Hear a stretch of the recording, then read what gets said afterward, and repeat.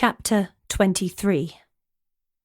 The next instant, Javi received a blow to the head that sent him spiralling across the garden in the direction of the arsenic bottle. He managed to direct his fall, so he missed the bottle. Javi tried to stand up, but a kick to the ribs took the wind out of him and sent him further into the garden, this time in the middle of the lawn. He looked up and saw Frank stood over him with a stick in his hand.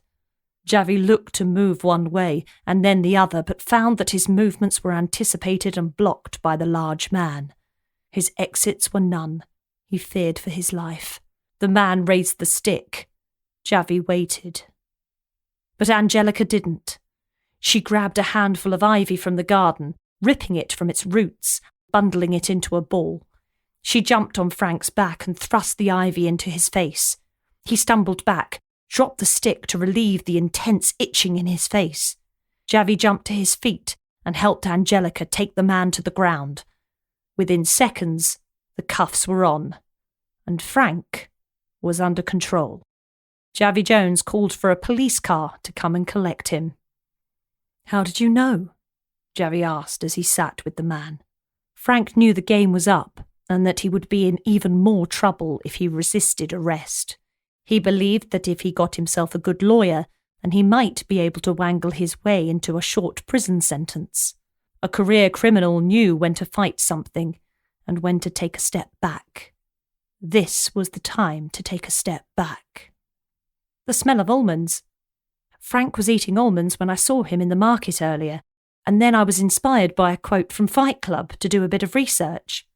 Nobody I've spoken to thought Dante was guilty, and I had such a strong feeling he was innocent that I started looking at the alternatives.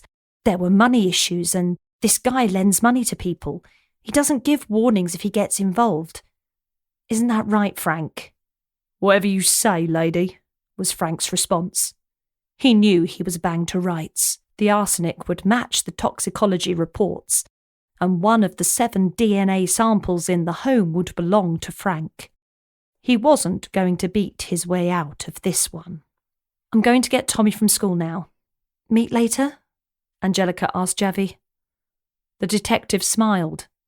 "How about you spend some time with Tommy tonight and I'll give you a call tomorrow? I'm sure you'll want to see your boy. And this guy will give me a mound of paperwork."